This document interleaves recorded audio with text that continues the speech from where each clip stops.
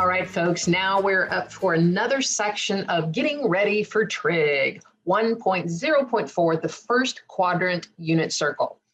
So let's recall those three special triangles that we wanted to memorize before. The first one is our 30, 60, 90, where our first triangle focuses on the 30 degrees, where we have the opposite side being 1/2, the adjacent side being rad 3/2. If we flipped that triangle and focused on the 60 degrees, now its opposite side is the rad 3/2, and the adjacent side is 1/2. And our last triangle, the 45, 45, 90, when we focus on the 45-degree angle, both its opposite side and adjacent side are the square root of 2/2. Now, what is the unit circle? The unit circle is a circle centered at the origin with a radius of 1. Ta-da! So that is our unit circle at the origin with a radius of 1. So if our radius is 1, that means here on the x-coordinate, this point would have an x of 1 and a y value of 0.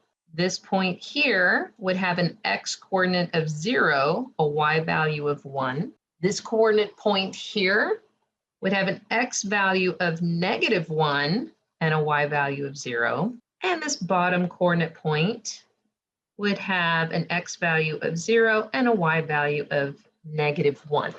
So let's also recall the angles that we talked about being in standard format, where if the initial side is here on the positive side of the x, then the degree of that angle would just be 0 degrees. If we went up to where the point is 0, 1, that would be a right angle or 90 degrees. At another 90 degrees over here, we would get to 180 degrees. Another 90 degrees brings us down here to 270. And if we make a complete rotation with another 90 degrees, we have 360 degrees. So remember, there are 360 degrees in a circle. If we were to convert all of those angles into radians, and remember to convert, we would multiply by pi radians over 180 degrees. So our 0 degrees would still be 0 radians. 90 degrees would give us pi over 2.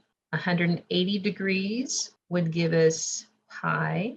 270 degrees would give us 3 pi over 2. And the 360 would give us 2 pi. So this is why they're referring to a unit circle. We can figure out some of our angles and our trig functions, because no matter which right triangle we put in there, the radius or the hypotenuse would always be 1. So let's focus just on quadrant 1 of that unit circle. So remember, if we're looking at a 30-degree angle, we could drop a vertical line and create a right triangle where our radius is 1.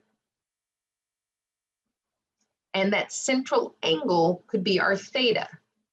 And we can do that for the 30 degrees, 45 degrees, and 60 degrees. So again, if we're looking at each and every coordinate point along that circle, those are going to be the adjacent and opposite sides of those triangles. So for 0 degrees, which again is 0 in radians, we're going to have the point 1 for our x, 0 for our y. For 30 degrees, which in radians is pi over 6, that gives us the coordinate point rad 3/2 and 1/2. So notice if we're looking at the x coordinate of that triangle and the y coordinate of that triangle, the x is much longer than the y. So the x has the larger number, the rad 3 over 2 and 1/2. If we were to draw a triangle here with the 45 degrees, it gives us an isosceles. So the 45 degrees, which is the same thing as pi over 4 in radians, would give us rad 2 over 2 for our x, and also rad 2 over 2 for our y. If we were to draw another right triangle for 60 degrees, notice there, the x value is shorter than the y value. So 60 degrees, which is the same as pi over 3 in radians, gives us the point 1/2 with a smaller x, and rad 3 over 2, which is the larger y. And for the 90 degrees, can't really draw a right triangle there, but we do know its coordinate value. In radians, it's pi over 2 with a point 0.01. So we have reviewed and asked us to kind of memorize and learn these. And next week, I'll show you some more tricks, some memorization ideas for these, if you hadn't quite got them down yet. But now we're actually throwing in some trig terms. So if you're familiar with all those quadrant 1 angles in both degrees and radians, and all of their coordinate points or the sides of those triangles, then trig is going to be so much easier for you. So now let's define sine and cosine values. The definition of the cosine of theta, if you're looking at that central angle, scooch that up a bit. If you're looking at the central angle, it's going to be the x value over your radius. But remember, in the unit circle, your radius is 1. So the cosine value of those angles are just going to be the x coordinate. Pretty cool, right? So cosine of theta is just your x. Sine of theta is your y value over r.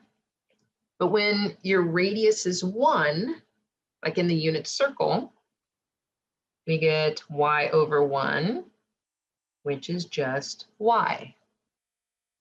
So just like we have the coordinate point xy, notice xy is in alphabetical order, that is the cosine value of theta and the sine value of theta, also in alphabetical order. So cosine goes with x, sine goes with y. So that means you can keep looking at that chart up above there in green if you want. I already know the sine and cosine values of all of those angles in the first quadrant. The x coordinate point at 0 degrees, or so these are degrees, these are in radians, and these are all of our x values. The x value at cosine of 0 is 1. The x value of 30 degrees or pi over 6 is rad 3 over 2. The x value at 45 degrees or pi over 4 was rad 2 over 2. 60 degrees is 1/2, and 90 degrees was 0. Same thing with the sine values. This left side, I wrote it in degrees, and then I wrote it in radians, and all of those equal all of the y values. The y value at 0 degrees or 0 radians is 0.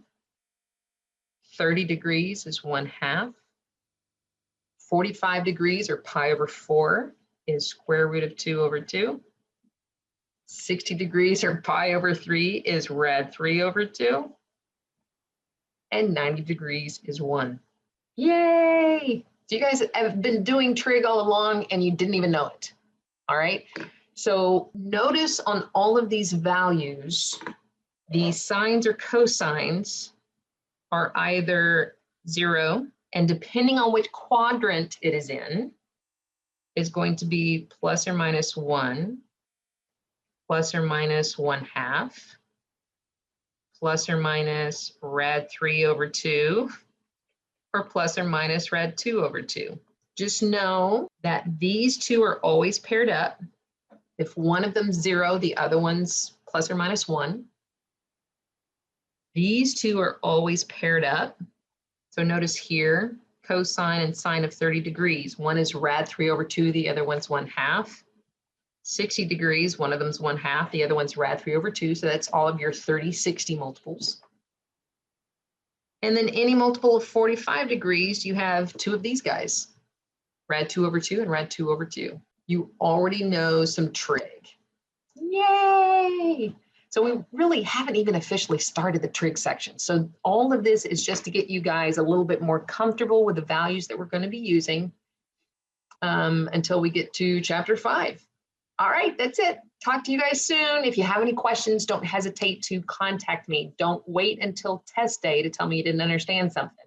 Okay? Ask away. That's what I'm here for. Talk to you soon. Bye.